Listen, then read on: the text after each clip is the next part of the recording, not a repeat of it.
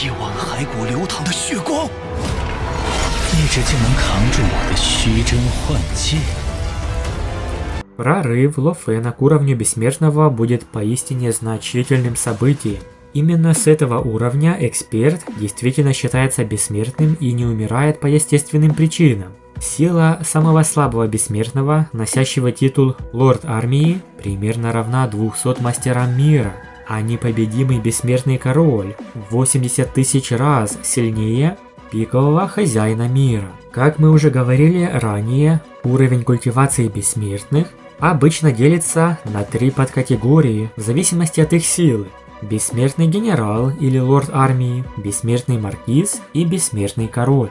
Однако, некоторые бессмертные получают титул короля, несмотря на то, что не соответствуют требованиям. Это может произойти, когда пиковый бессмертный король или выше просит пикового бессмертного маркиза назваться бессмертным королем, или когда бессмертный маркиз остается в одной стране вселенной. В типичных странах вселенной не так много бессмертных королей, если они вообще есть. Поэтому сильные бессмертные маркизы могут называть себя королями в пределах страны вселенной.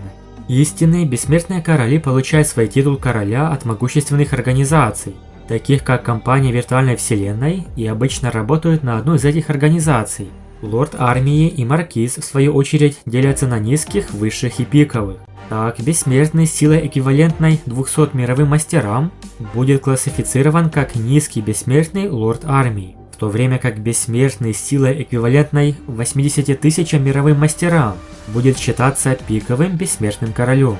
Существует еще такое понятие, как предельный бессмертный король, или так называемый непобедимый бессмертный король.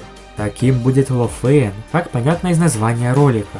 Это невероятно могущественные представители обычно обладают техниками усиления тела, например, укреплением или трансформацией зверя-бога, очень мощными секретными техниками или исключительным пониманием изначальных законов. Они обычно являются особенными жизненными формами с пониманием законов, сопоставимыми с пиковым бессмертным королем. Есть также те, кто прошел особое наследие или получил средства для усиления уровня своего жизненного гена. Хотя во вселенной немало тех, кто может достичь уровня предельного бессмертного короля, лишь немногие становятся непобедимыми бессмертными королями. Их даже меньше, чем вселенских почтенных. Самые слабые непобедимые бессмертные короли способны выжить в столкновении со вселенскими почтенными, а самые сильные способны убить их. Существуют также бессмертные короли, которые превосходят предельных бессмертных королей, но их все же не считают непобедимыми бессмертными королями. Теперь рассмотрим прорыв Лофена к уровню бессмертного. В его случае ему необходимо было познать закон золота. Это было очень сложно. Потребовались десятки тысяч лет, чтобы Лофен полностью соответствовал условиям для прорыва. Закон золота относится к низшим законам пространственной стороны. Лидер города первичного хаоса навестил Лофена, ведь тот последних 3000 лет изучал прием своей звездной карты и наконец создавал свою первую абсолютную технику.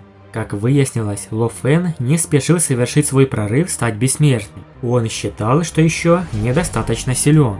На вопрос, когда ты хочешь стать бессмертным, Лофен ответил: после создания первых 3 техник абсолютного уровня. Лидер города первичного хаоса был поражен. Было очень сложно создавать абсолютные техники. Первый прием был основан на наследовании бога-зверя 1-го уровня. Второй прием был основан на наследовании бога-зверя 2-го уровня и был намного сложнее. Лофен создавал эти абсолютные техники постепенно, и его понимание закона становилось глубже. Вместе с пошаговыми инструкциями от лидера города первичного хаоса, он смог создать первую абсолютную технику за 3000 лет. Но сколько же потребуется времени на все 3 техники? Лофен вернулся, чтобы изучить второй прием, который был, по-видимому, намного сложнее первого. К счастью, Лофен был оснащен более чем достаточно для понимания закона. Он провел 8000 лет, постепенно преодолевая все препятствия, и, наконец, сделал второй прием абсолютной техники. «Великолепные звезды!» – пробормотал Лофен. «Красный свет рвет сумерки, как клинок». Второй прием завершен. Первый прием абсолютной техники, известный как звездная карта, был закончен через 3000 лет. Второй прием занял 8000 лет. Затем Лофен начал изучать третий прием. Ло Фэн уже завершил наследование бога-зверя 3-го уровня, а вместе с ним, с помощью тела золоторогого зверя и тела Моша, было несложно создать первые 2 техники. Понимание пространства тела Моша могло помочь ему полностью слиться с пространством. Золоторогий зверь слился с многочисленными кристаллами реки крови и имел достаточно вдохновения, когда смотрел на скульптуру бога-зверя. Тем не менее, Ло Фэн столкнулся с трудностями при создании 3-го приема. Его понимание закона и концепция бога-зверя не были недостаточными для создания 3-го хода для абсолютной техники. Казалось, что ему понадобится сотни тысяч лет, может быть даже миллион лет, чтобы создать 3-й прием. Внутри ядра форма Ло Фэна, которая трансформировалась из жемчужины происхождения, применяла 2-й прием абсолютной техники. Он попытался отбросить незавершенную 3-ю технику, чтобы атаковать внутреннюю стенку ядра. Прорыв! Сейчас! Но у Ло Фэна не вышло. Ло Фэн нервничал. В течение последних 30 тысяч лет он оставался в уединении. Это спровоцировало слухи среди других рас, даже в пределах человеческого рода, что он как будто исчез. 30 тысяч лет медитации в сочетании со слухами снаружи действительно повлияли на него. Если я не могу достичь своей цели сейчас, я могу отправиться в путешествие по Вселенной. Я был там так долго, но я еще не видел Вселенную. Все, что я делал, это сражался. Ло Фэну вдруг захотелось совершить путешествие по Вселенной. Время было подходящим, сейчас или никогда. На протяжении 50 тысяч лет тело Моша Ло Фэна скиталось по бескрайним просторам Вселенной. Он отправился в отдаленные уголки через перенос страны Бога, и оттуда началось его великое путешествие. В этих странствиях он видел необычайные чудеса мироздания. Он исследовал черную дыру и почувствовал в ее глубине столь страшную разрывающую силу, что даже тело Моша не выдерживало бы ее. Он учился видеть законы Вселенной во всем, в рождении и гибели звезд, в реках и горах, в зверях и растениях. Все это было отражением великих принципов мироздания.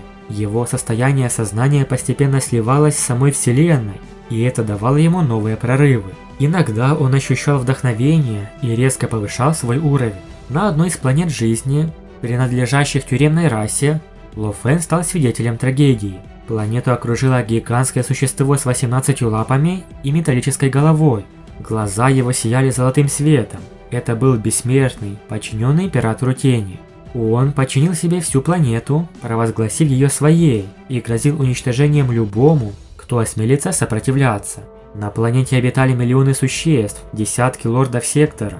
И все это многообразие народов оказалось под властью одного захватчика. Ло Фэн, наблюдая, вдруг вспомнил людей из своего далекого прошлого, товарищей, сражавшихся плечом к плечу с ним против золоторогого зверя. Когда зверь протянул лапу, вдруг все пространство заполнилось каплями дождя. Эти капли были не водой, а ударами клинка. Вмиг бессмертный воин исчез, его тело было уничтожено. Воины, лорды сектора взорвались, словно бумага, разорванная ветром. Вдалеке была фигура, державшая клинок. Это был Ло Фэн. Он улыбнулся и исчез. Для него это была мелочь, спонтанное решение, но для народа этой планеты это стало чудом. Так завершилось 50-тысячелетнее странствие Ло Фэна. За 1,5 месяца до этих событий он создал 3-й прием своей абсолютной техники. И теперь, когда его сознание достигло нового уровня, пришло время вернуться домой и сделать шаг к бессмертию. 50 тысяч лет странствий были необходимыми, чтобы он понял Вселенную себя самого. Теперь его путь к бессмертию не просто основан на силе, но и на мудрости. Когда Ло Фэн вернулся на человеческую территорию, он сразу почувствовал теплое чувство. Он был дома. Его оригинальное земное тело, сидящее во дворце, скрестив ноги, наконец встало и вышло наружу. Когда он шел среди дворцов, Ло Фэн вспомнил все сцены, которые он видел во Вселенной. Пока блуждал, он был потрясен всем, что произошло за последние 50 тысяч лет. Но все было очень ясно, когда он оглядывался назад. Все говорили, этот Ло Фэн мог убить предельного бессмертного раньше, но он пропал на последние 80 тысяч лет. Не было никаких новостей о том, что он стал бессмертным. Он мог бы уже давно стать бессмертным.